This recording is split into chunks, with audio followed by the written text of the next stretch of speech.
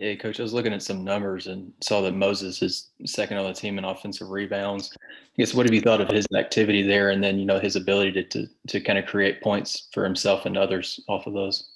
Yeah, no, I mean, I think that's one of the, things that Moses has done a great job since he's gotten here is just his ability to offensive rebound, crash the glass. He's got a nose for the ball on the offensive boards. Um, and he's done a really good job. I think he's gotten better and better finishing around the rim as well. And those are just extra points, extra possessions for our team. Bob? Hey Eric, how you doing? Good Um, with that, Bob. um, Jalen Tate's. We talked about him a little bit the other night, but everybody thinks of him as a defensive guy, a pass first guy. Yet he scored over 1,000 points, averaging close to 10 for you on a pretty balanced team. What do you thought of his season so far? And has he surprised you at all with what he's done on offense, especially his 3-point shooting? Yeah, it's interesting, Bob, because the year before he had his hand injury. He shot the three really, really well. When we watched film, we really liked the release on his shot. We liked the backspin on his shot. We thought, his hands and his feet were shot ready when he caught the ball. So we thought just through repetitions of being here that he was going to get better, and knowing that he would have a green light to take an open three when that shot was available to him. But yeah, he's certainly, we knew defensively. I think he just had a little bit of a dip in his offensive statistics last year, and a lot of it was just due to the injury. But he's done a great job stepping up for us from an offensive standpoint, for sure. And just what about what he's brought to the team overall? He brings a lot. Our when we're struggling a little bit against Central Arkansas for the beginning of the game. I thought he was the one guy that came to the huddle and tried to regroup everybody and show leadership and say, hey, is this really how we're going to come out and play this game? I think that, he's got great leadership quality. He's experienced. He's confident. He's got great length defensively. A guy that continues to get better and better from an offensive standpoint. And it's hard to take him off the floor, because he's so good defensively. And then you add in what he's doing from an offensive standpoint. He's been a really, really key piece to what we've done so far. You look at Oral Roberts, they played 3 Power Fives. I think they're averaging almost 13 made threes a game. Just what's your take on those guys? Well, I mean, they can really shoot, like you mentioned. They can put 5 shooters on the floor at a time. Number 3 at the point guard position can really, really shoot the basketball. He's a great scorer. Their backup who played here, number 10, another guy that can score the ball and shoot the ball. And then, you look at number 0 at that 4-5 spot, another shooter, Thompson, number 3 at the small forward, can shoot the ball, put it on the deck a little bit. They'll put him in pick and rolls once in a while as a ball handler at the 3 spot. 14, Weaver can shoot the ball. So they got a lot of shooters. 12 off the bench in the backcourt's a good shooter. So obviously we're gonna have to defend the 3 ball for sure, especially with number 3. But they are there. I think they're averaging 12.7 made threes, which is 3rd in the country, 12th in free throw percentage. So an excellent shooting team. You look at their 3-point percentage as well as their foul shooting. 77th in the country in 3-point percentage at 36.9. We're not going to slow the game down. I mean, defensively, we want to try to put pressure on their defense and get out in transition as well. Yeah, I got a couple more, but I'll turn it back to Mike. Nate? Eric, just rebounding, where do you all feel you need to be where compared to what you've been so far, and then kind of what are you looking for out of that? Yeah, I think we've rebounded them all pretty well, Nate. I mean, I think there's always room for improvement. Obviously, we took a step back against Central Arkansas. I thought we'd done a really good job up until that game. We got to get back to rebounding the ball collectively 1 through 5. I thought we had a few too many guys leak out, the other night. And so that's some of the things that we've tried to correct and address as well. these last few days. Thanks. Yeah, thank you. Curtis.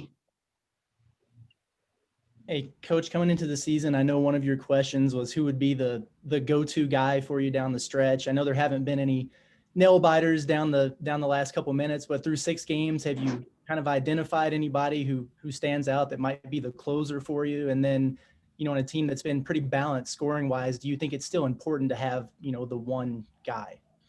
Yeah, I mean, I think, Curtis, right now, the identity of our team, I think we've, through 6 games, I think we've had 5 different leading scorers. I think, we share the ball, we move the ball.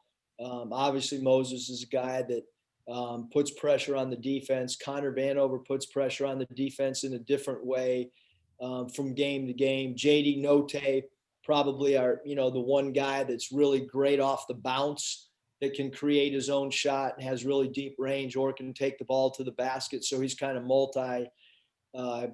gives the defense multiple things to worry about. Moses around the rim, Moses shooting the 3, Moses coming off down pins and double screens is really effective. We've opened a lot of games where we open the game up going to Justin Smith.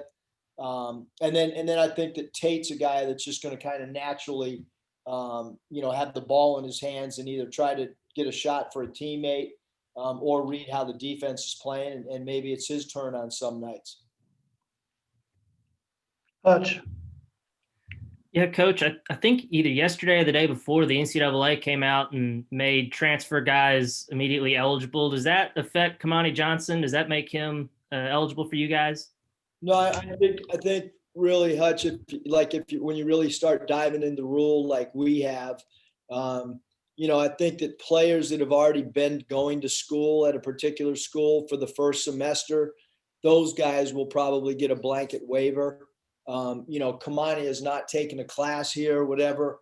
I don't think the rule was necessarily intended for the mid-year guy right now, whether it's Kamani or across the board, but we will put in a waiver, and see what happens. Obviously, since I've been part of college I cannot figure out the waiver situation because we've had as many transfers as anybody in the country and done as many waivers, but have not had great success with it at times. But Kamani would, he has indicated to us that he would like to play. His family would like him to play immediately. So all you can do is fill out the paperwork to your best of your ability. And I have, great confidence that from a compliance standpoint, we'll, put the paperwork in and then just see where it goes. Has he started practicing with y'all yet? Has he joined the team yet, or? No, he's not joined the team. I'm sure Michael, hit you guys with, whenever, he's part of the team, but as of now, no, he's not practiced. He's not really done anything with us yet. Appreciate it. Hopefully soon. Bob. Yeah, Eric, I think once the finals are over and the semester's officially closed, a guy can practice. Does that sound right? Yeah. Yeah, basically that's it. Okay. And then, once his grades have to post, and then there's the, being accepted into our, all that stuff. And basically we just wait on compliance to tell us. Yeah. So that's probably at when least to go. a few days, probably at least a few days away anyway. And then with ORU, say they've played 4 pretty tough road games. And they played Wichita pretty close, played Oklahoma State pretty close. Do you expect kind of a, tough road tested team coming in here? Yeah, I think that, they're really, really well coached. They play hard. They're smart. They can, they present problems because they can really, really shoot the basketball. And then they have a star player in number 3, and then they have another player that's got star quality in number 0. And then they have really good surrounding pieces around those 2 guys that complement those guys. So, we have to come ready to play. I think it's the toughest game that we've probably played thus far. And then you referenced RJ Glasper. He's a kid, walked on here from Forest City, and he did pretty well at Arkansas Tech, and I guess he did well enough for ORU and he's been starting for him. Just what do you mentioned his game a little bit. What do you think about him as a player? And an Arkansas kid who was here as a walk-on, probably gonna be pretty fired up. Kind of what are you expecting from him? Yeah, he's done a great job. He's our fourth leading scorer. I wasn't here when he was here, but he's done a good job. From three, he's knocking him down at a really good rate. He's good off the bounce. He's a really good player. I mean, we're going to have to defend him as well. And just one more, how do you feel practice has gone this week? Are you worried at all about you guys being a little rusty coming off finals, maybe not being in your usual game mode, at least at the start Sunday? And then I know you said you were going to give Jalen a little bit of a break. How's he doing physically? Yeah, he's done great. He hasn't missed a practice. He actually hasn't missed a minute of practice, which surprised us.